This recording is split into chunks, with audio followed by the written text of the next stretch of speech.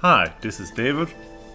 Seeing as I already had my microphone out for some work, I thought I'd take a quick look at Ring of Red, a Japanese tactical RPG that came out in the year 2000 on the Sony PlayStation.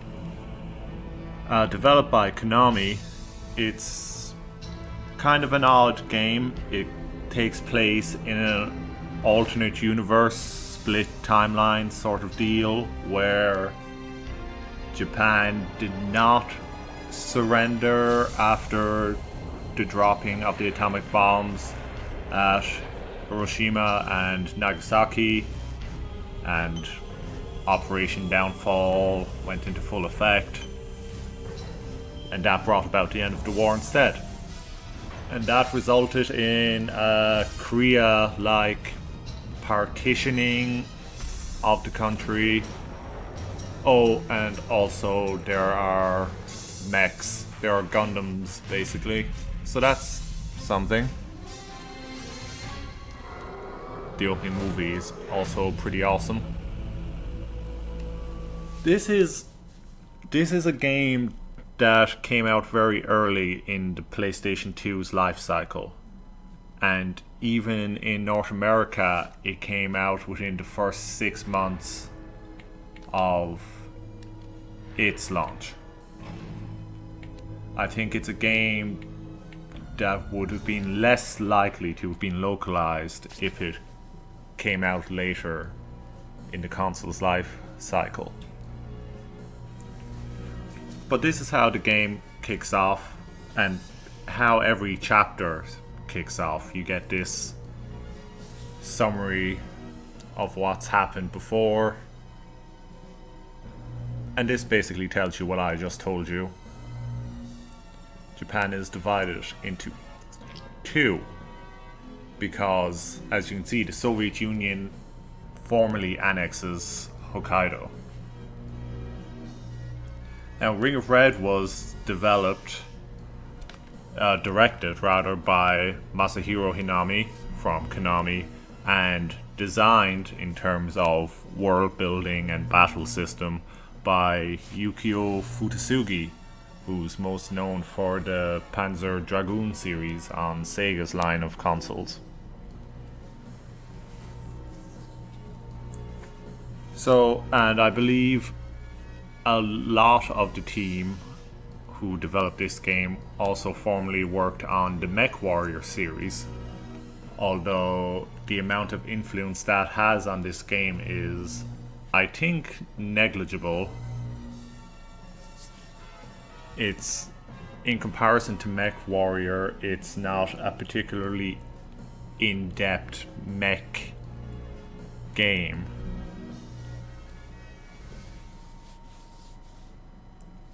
Now, here we are. It's the prologue. We have a prologue to set everything up, of course. It's a game very much centered on its story, rather than any particular gameplay mechanic.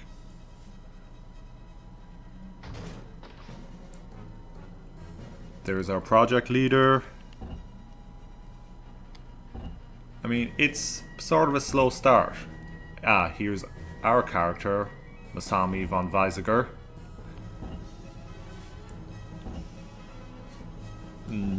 I believe von is something akin to a German honorific, denoting, or would have denoted, nobility. So I don't think that applies here. I think it's just something that the developers thought was a cool name. Here's Colonel Rodriguez, the German.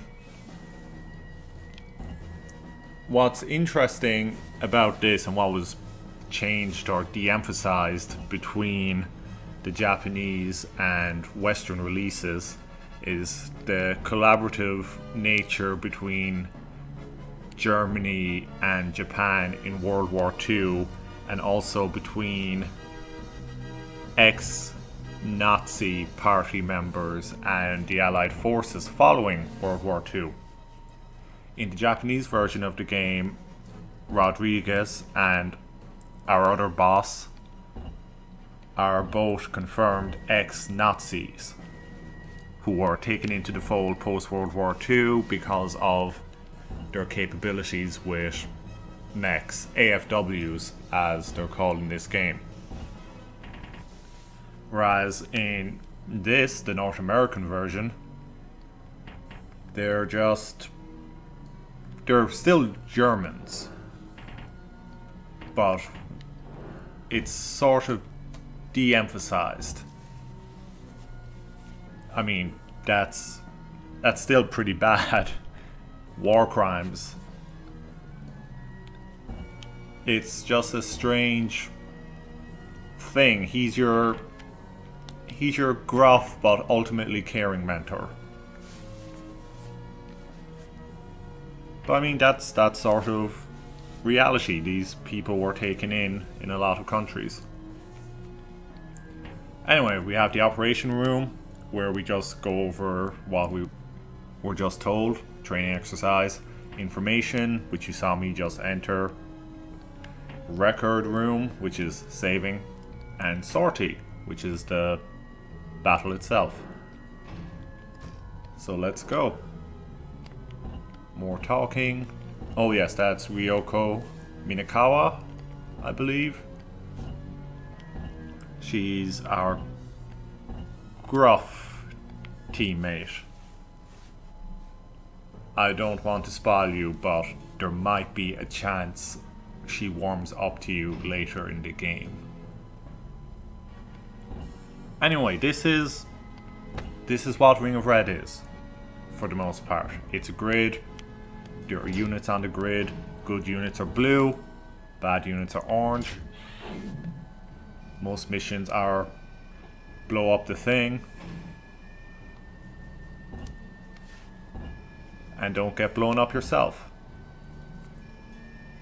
It's made a lot more complicated, or it seems a lot more complicated rather, because of this tutorial which manages to use many words to describe basic concepts like movement range and attack range.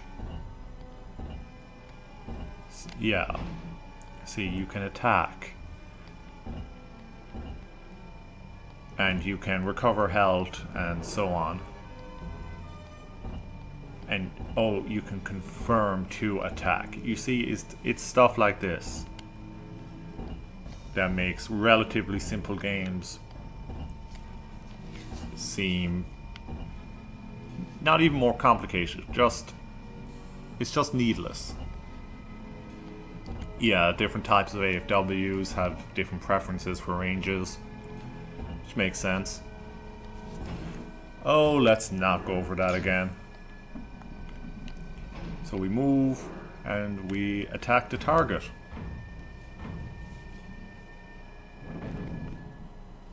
Now, this is something that not a lot of RPGs, tactical or otherwise, do. Now we move into this real-time combat scenario.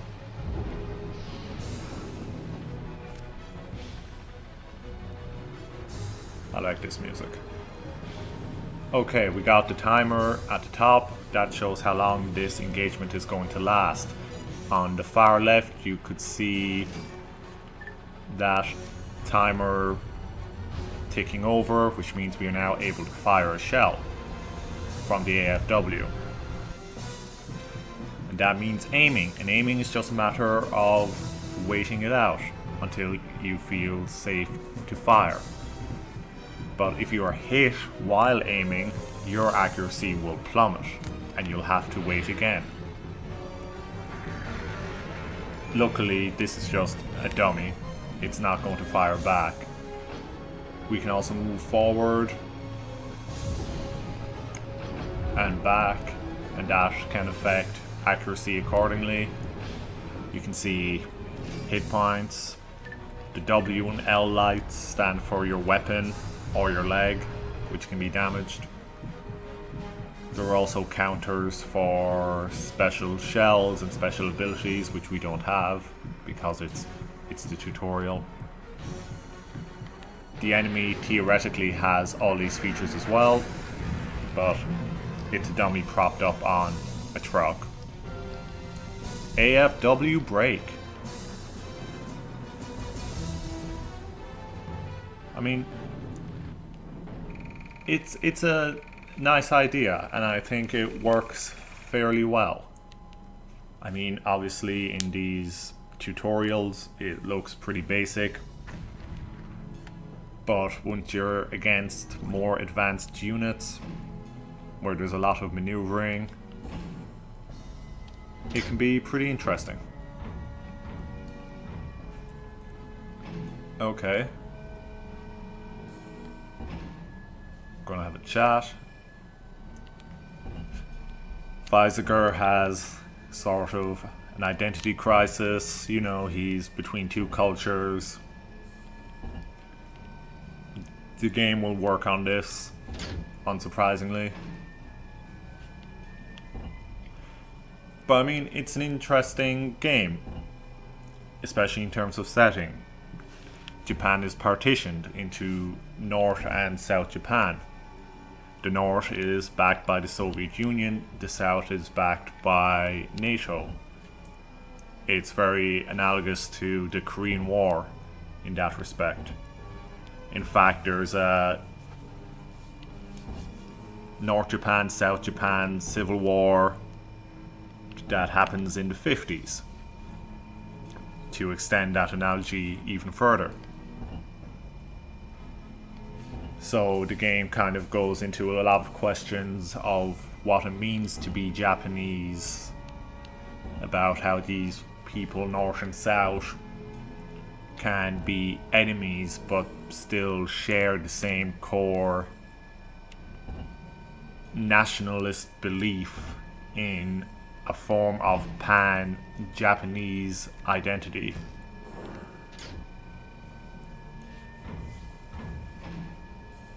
And I think that's the core of the game. How do you expect to keep up with me? Yes.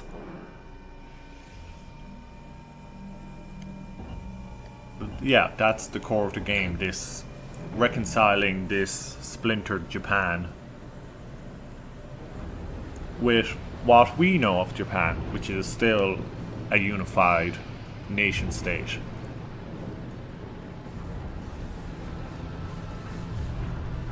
Alright, not gonna hold back, but she will fire a warning shot.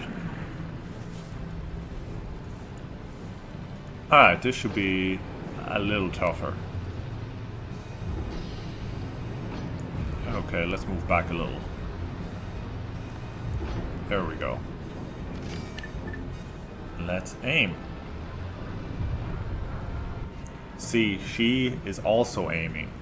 So one of us has to fire first and hope it hits. That's no good. It's good. What's good? That's good. Now, her aim should be reduced, but if she waits long enough, it's going to go back to where it was, but she didn't. So that was a miss. That's good for us. And now she's only starting to get ready to fire again while we're already aiming. But as I said, this is the tutorial mission. It's not supposed to be particularly hard. I'm going to wait until she starts aiming, and then let's fire. Wait, is she a woman? That's probably not meant as a progressive statement on gender binaries. That's probably just kind of shitty.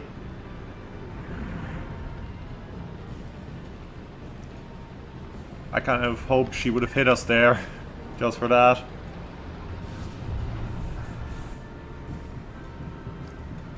Relax, calm. See, when the timer runs down, this combat's over, whether I'm in mid-shot, about to fire. So we got 8, 7 seconds. 5, 4, 3, let's go. What's up? Boom. That went pretty well. Didn't take a point of damage.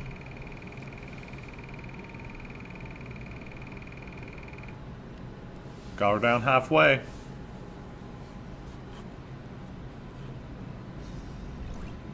And earned 10 XPs. Oh, but Weisiger isn't happy.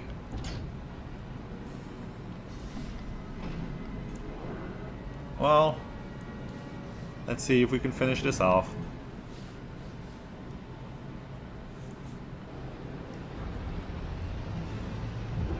But the game expands further from here.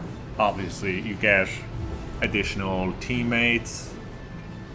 You know, there are more enemies. There are also infantry units that accompany you in battle that have their own abilities and special parameters. They can use tripwires on enemy AFWs, for example. Oh, there we go. We were at 75 and now we've dropped to 50, you see? Now we're sort of on the defensive. Oh! She's backing up. Is she trying to leave? She might be trying to retreat because she's so damaged. Oh, another hit. She wasn't. Let's try this. There we go.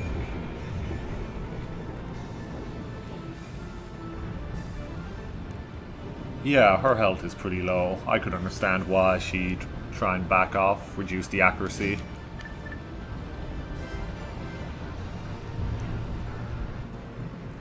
But yes, infantry units. Sorry. They get pretty important. They're sort of fragile, but you know, they can use special shells. They can use things like mustard gas, white phosphorus, and that kind of adds a greater layer of depth to the battle system and an element of customization, because there is no customization of the mechs themselves. Okay, and that's the training mission. Done. 20 success EXPs.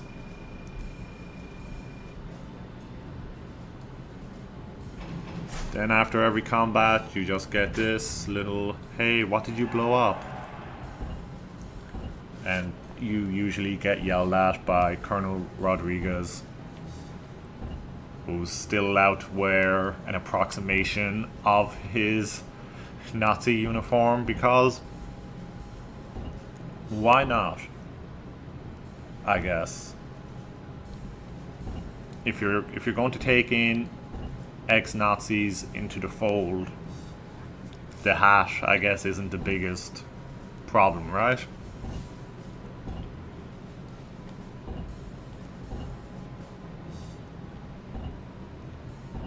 See, the concept with AFWs is that Germany developed them during the war, World War II, but they kind of sucked on European terrain, but eventually found this kind of niche role in the geography of Japan.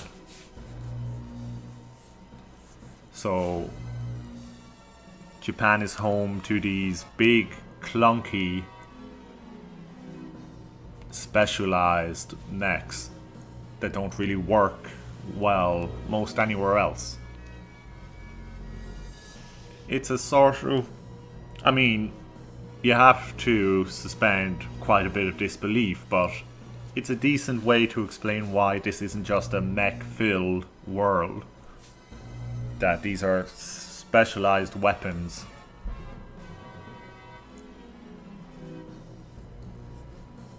Well, yes, this is all explaining it here as well.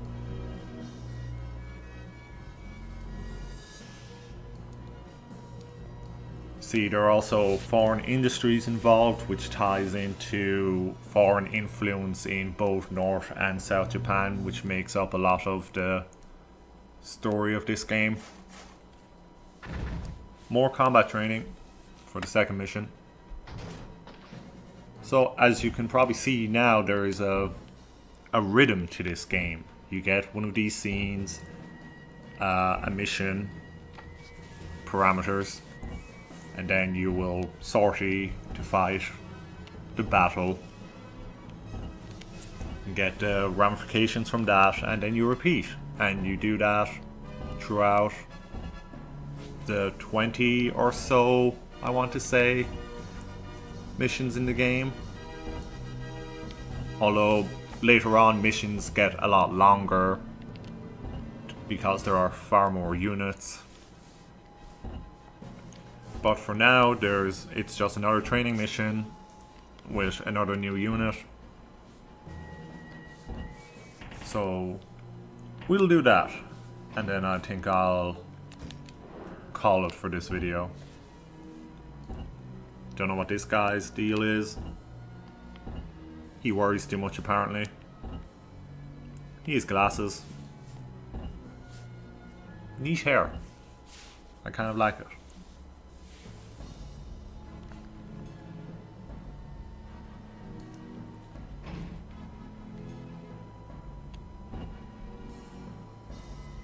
Okay, it's still training. No close combat. Some AFWs specialize in close combat, which is basically punching, mech punching. Very Gundam-esque. Even if it is all powered by pistons or whatever. Hey, am I Japanese? I mean, I probably have a passport and everything. They probably wouldn't let me run around in these things. Sure. Is that Japanese to you? Oh, come on. You're mean. I just wanted to come here and train and be like training buds. Whatever. We'll take a few shots at you and grudgingly win your respect as the chapters go on. Well, you have double guns. That's already unfair.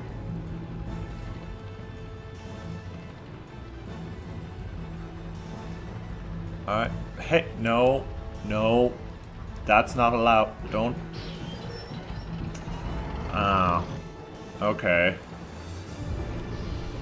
We're gonna see some close quarters combat here, some CQC. Remember the basics. I guess this is a Konami joint, so yeah. Okay.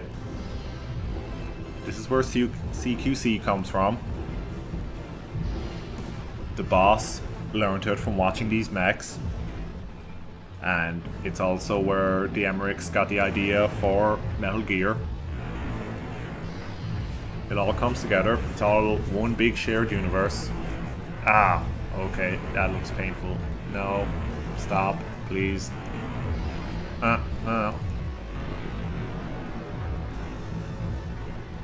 Oh, that's just insult to injury. Yeah, well, I'm glad you're happy, Kirishima. Because I'm sure as hell not. I didn't even get to do anything. Whatever. Yeah, he is.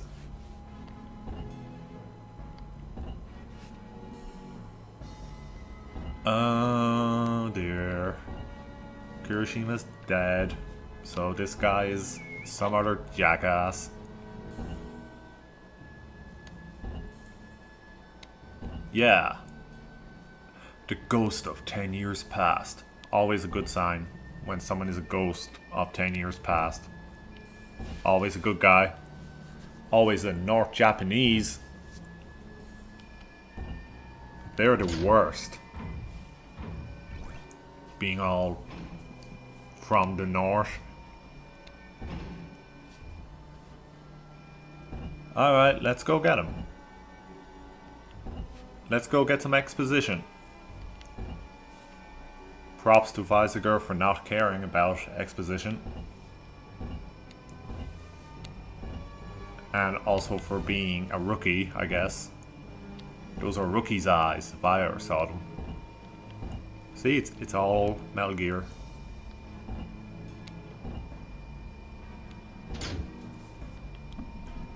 Alright. See, he's stronger, for sure. But if we chase and whistle him down, that's the idea, right? Oh, yeah, let's... I mean, you shouldn't go easy on her because she's a woman, but if you want to go easy on me, I'll take that.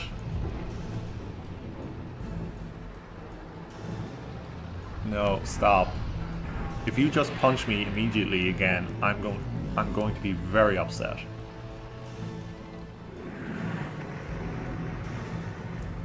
I mean, I know I'm playing this on an emulator, and now you do too, so it's all pixel sharp, but I think this game looks okay for an early PS2 game.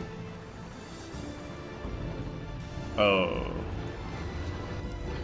This guy has special abilities, which I do not. That's what these kind of aim weapon cut-ins are.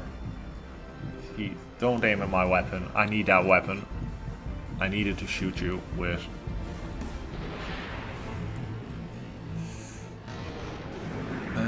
Okay.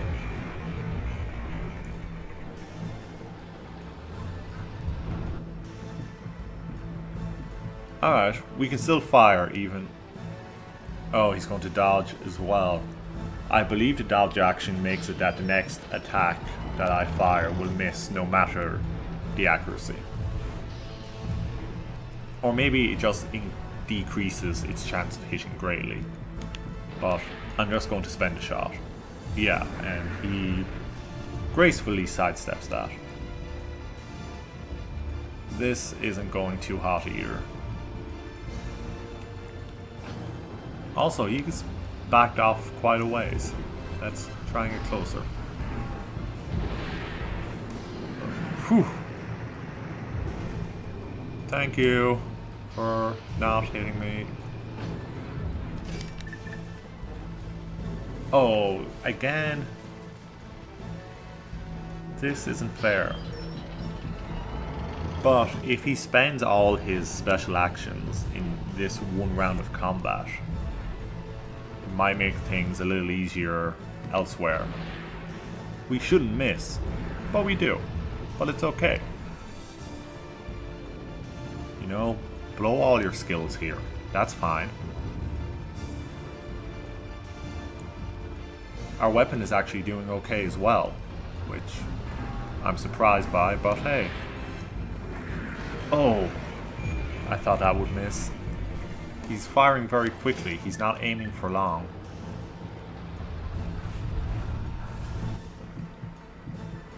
Okay, he's not dodging immediately, so that's a good sign. Let's wait until he begins to aim. There we go. 88%, that should hit. Not for much. Not for much. And now he's going to get one last shot off. Ooh.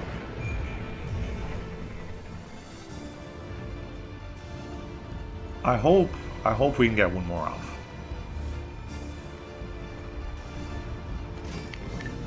Let's see. We have 10 seconds.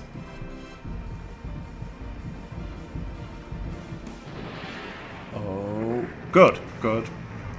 Now we can spend most of the rest of the timer just aiming, fire off at the last second, hope it hits. Okay, 86. Boom. That started off poorly, could have went better, could have went worse.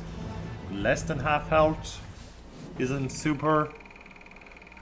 Didn't lose the weapon, which I thought would happen when he used that skill that aimed right at it. And no, let's see if Weisiger can pick it up from here.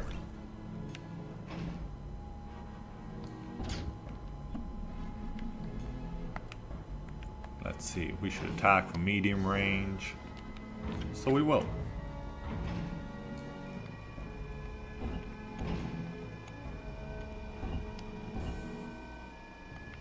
Alright. Yeah, I mean, he has a little more health, but we're not doing terrible. At least I don't think so. We just need to whittle him down.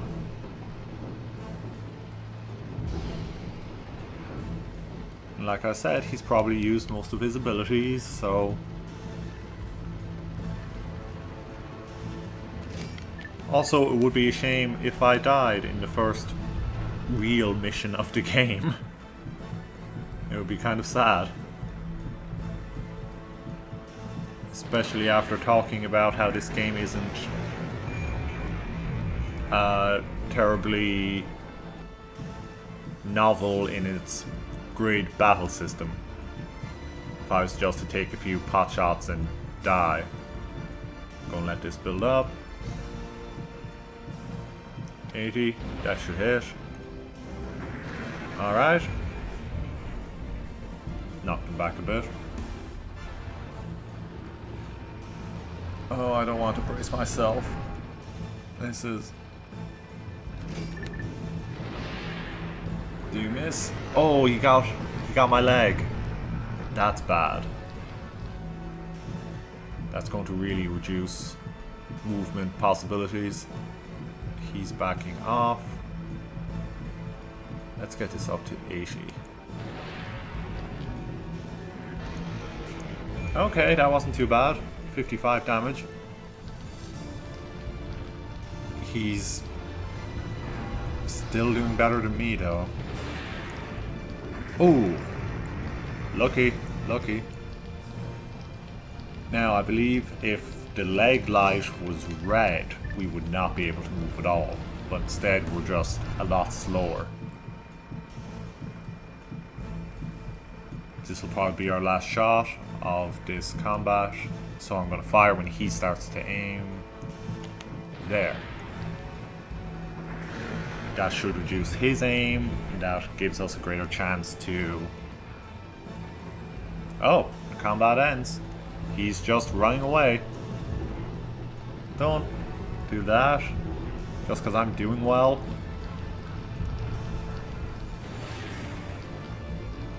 Go get him, Weisiger.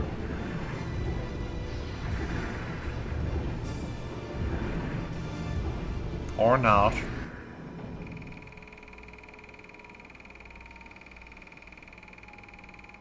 Alright. Hopefully Ryoko can keep this up.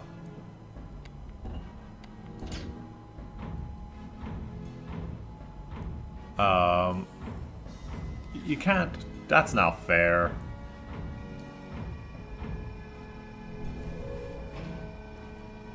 Okay, reinforcements from the north. Albatross, that's a great code name.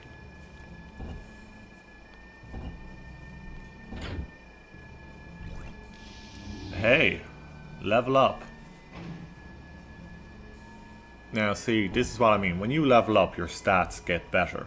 But you don't spend points. You don't, like, replace parts on your AFW. There's nothing like that. You just level up and you get better.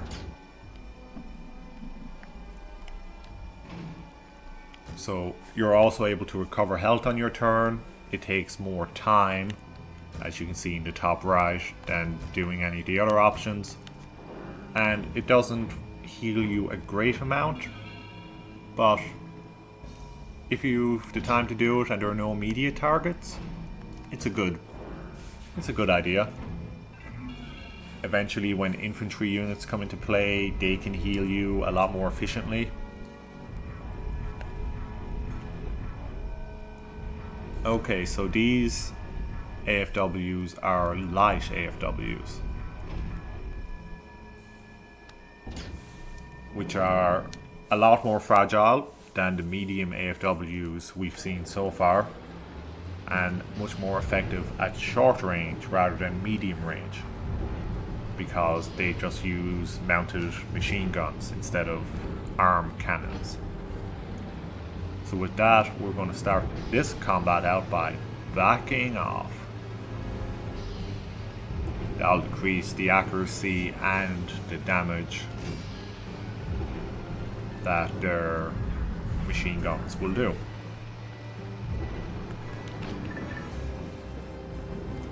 Alright, we've backed into medium range, so now we'll go for the attack. See, ping ping ping ping, and a small amount of damage. Still more than I'd like to take considering the HP situation right now, but we're doing a lot more, and I think we may have just blown out their weapon. Which again won't stop them from firing, but it will reduce their accuracy greatly, their base accuracy.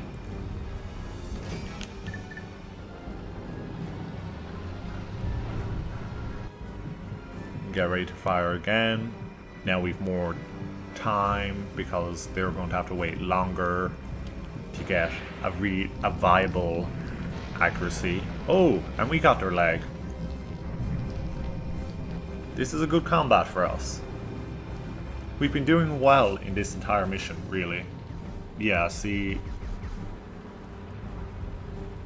the only way they have a good chance to hit now is if they wait a really long time to let their accuracy charge up. And they can do that, but it means firing off only 1 or 2 shots per combat. And seeing as combat is 1.5 minutes, that's a lot to give up.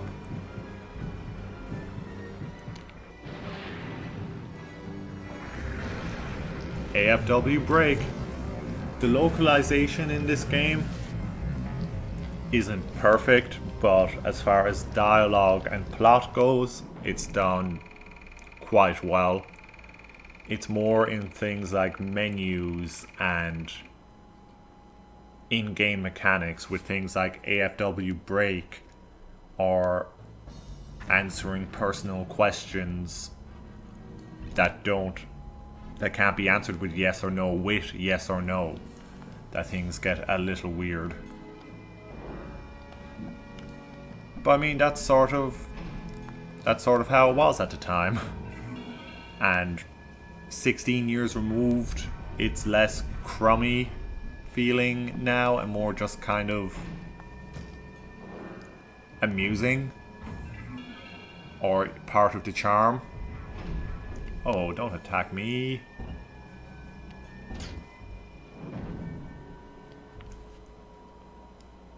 Alright, I mean, as you can see, this light AFW has double my hit points right now. But just based on the amounts of damage we can deal out, there's a good chance we will win this one as easily as we won the first combat.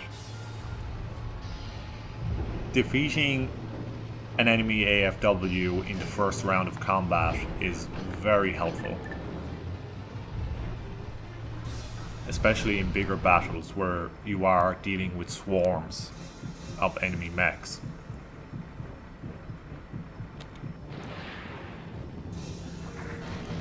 Alright, got its weapon again. The higher you let your accuracy go, the more likely you are to hit a critical system such as the enemy's weapon or leg.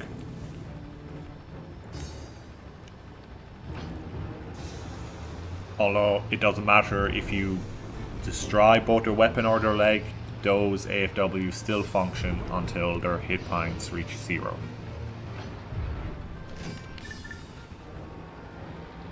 That's the only way to take an AFW out of battle.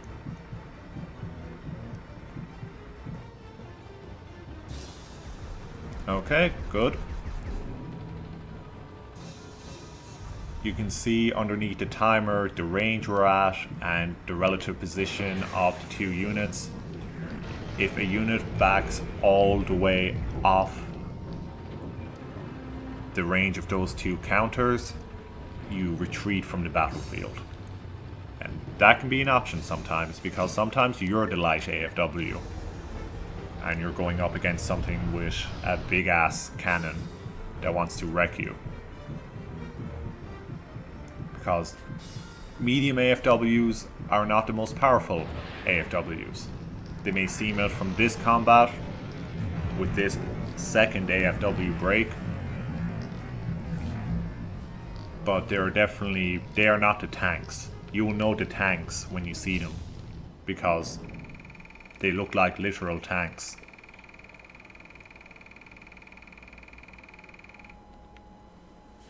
Every battle in this game also has a time limit, because the game's story runs on a strict calendar.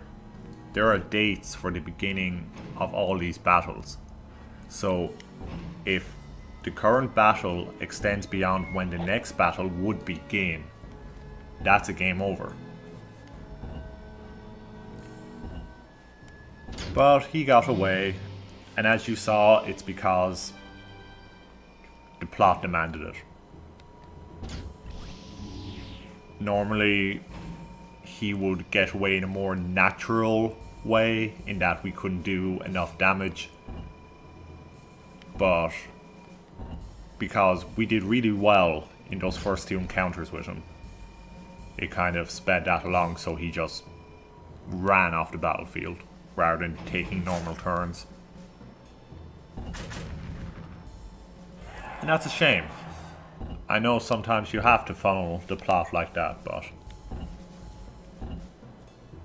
it feels like a punishment for doing well. But then again, we got a lot of extra experience points for doing that, so I guess you get something out of it, right? A ring of death. A ring of red. Maybe.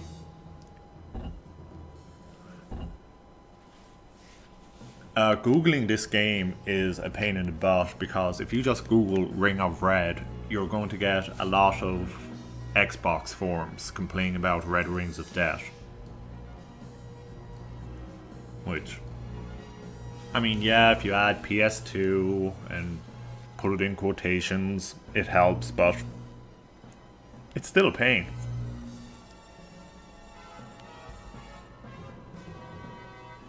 Alright, here you get some background info on Yu Kaiho, who was the North Japanese fellow who stole our mech. He worked with the Soviets, he's fought in the Vietnam War, which happened then. Because, you know, alternate history, nothing has to match up. There was no Korean War, probably.